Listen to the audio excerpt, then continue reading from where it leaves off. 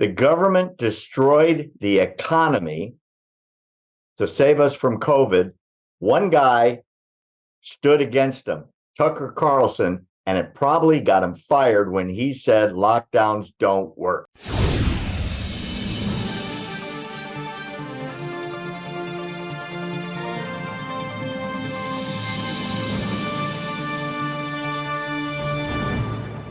Let's go to number 2. Very early on, Tucker started saying, why are we shutting down the world to fight a flu virus that has a mortality rate well under 1% of those infected? We're going to put everybody out of work. We're going to destroy the economy. We're going to destroy travel. We're going to destroy businesses that are never going to come back. Yep. The world lost trillions and trillions of dollars in commerce and will never be the same.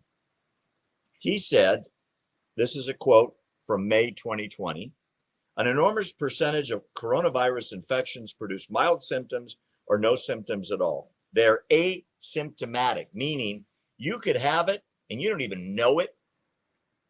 The death toll is a tiny fraction of what the government said it was going to be. And he was destroyed for that. Well, was he right? You know what? If he was wrong, Barry, and he was pushing out the propaganda, they would have left him alone. Think about it. They only want to hinder and hurt people who's telling the truth. I mean, really, that's what it comes down to. All right, let's go to number 3. I think this is where he really got in hot water. And I think this is why the drug companies came after him. He was a leading critic for a couple of years about the adverse effects of taking the in your arm. Kung flu? That. He said, we're not even sure the vaccine works, which, by the way, now everybody agrees. And he was so worried about the safety of it. He never actually said, don't get vaccinated. What he was raising was the question, what about the people that are fallen over dead? By the way, we still don't have an explanation. Massive numbers of heart attacks, strokes, myocarditis, pericarditis. You know what I'm talking about. Debilitation from long haul COVID, right? Where people get the virus, they get the shot, and all of a sudden later, they were an Olympic athlete, now they're in a wheelchair. They're a soccer star in Europe running up and down the field, the greatest athletes the world has ever known. They fall over dead from a heart attack, but they were vaccinated. Airline pilots having strokes and heart attacks, 40,000 feet, right? He was talking about it. And what happened, Twitter and Facebook came out with misinformation policies that said, if you questioned whether or not the vaccine is causing problems, your voice, they shut you up. So Carlson said, none of this inspires confidence on his show. Censorship will not convince a single person to take the coronavirus vaccine. In fact, it will have the opposite effect. In the beginning, he said, well, maybe vulnerable people should get the vax, but I don't think we should force it on people.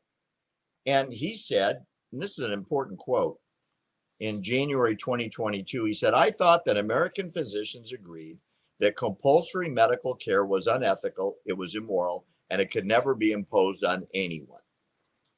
And then he said, why is it that people are getting these terrible blood clots and bleeding after they got the Johnson & Johnson one and done shot? Then he talked about all the VAERS reporting, which is the Vaccine Adverse Events Reporting System run by the government. Thousands of people having adverse effects from taking the jab. And then finally, the WHO came out and said, maybe kids shouldn't get it. You know, the vax, I mean, right? Which, by the way, he's been saying all along. So item number 3, he keeps asking who's going to do the research on vaccine adverse effects. And who's going to report the truth? Because it seems like on modern media, he's the only one that was trying. Yeah, you know what, Barry? There's so much to this. They don't even really want to talk about the animal trials. There's a reason they stopped giving them to animals when they were testing it on animals. And it was reported back that none of the animals were surviving. Oh, so I have a bright idea. Since the animals are not surviving, let's just move on to human consumption. Right? We should be okay there. Who cares that the animals aren't living? We're not animals, we're people. I mean, wow. It's just so mind blowing to me that so many people would fall for it. And I have relatives and family members and same thing, right? I mean, just that believed every single bit of it. Believed every single bit of it. Did the 1, 2, 3, 4, 5, 6. I think they're on like number 8 booster or what have you. I don't even know because I'm not keeping up. But you can, and I've actually told people about some of this stuff, and the people, they don't care, Barry. We could talk about this all day long.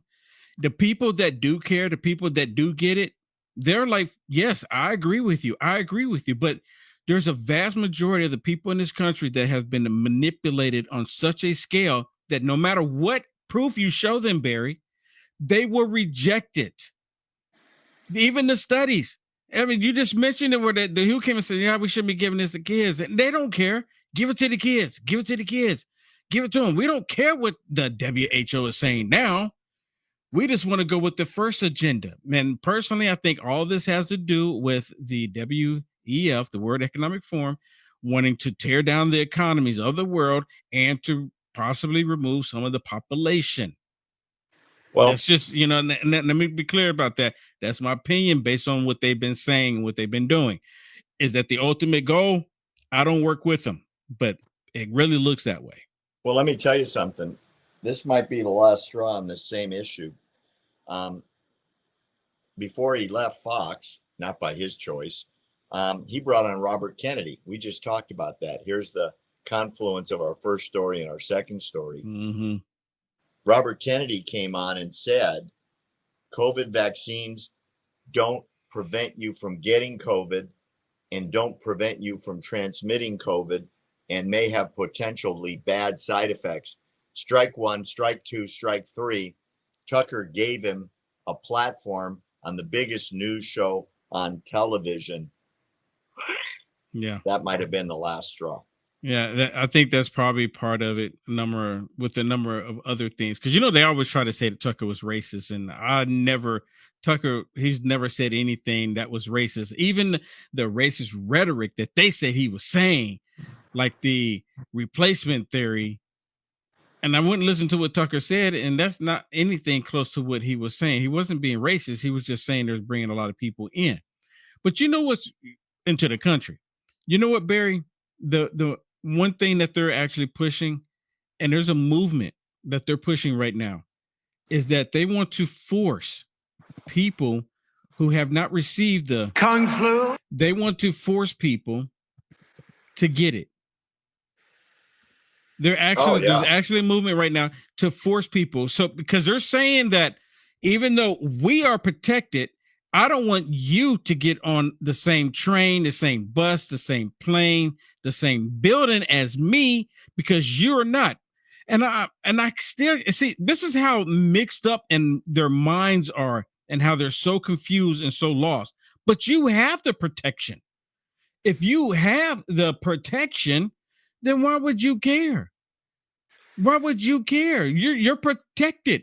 But they believe that in order for them to remain protected, they have to force everybody else to join in and drink the same Kool-Aid. I don't want to drink the Kool-Aid.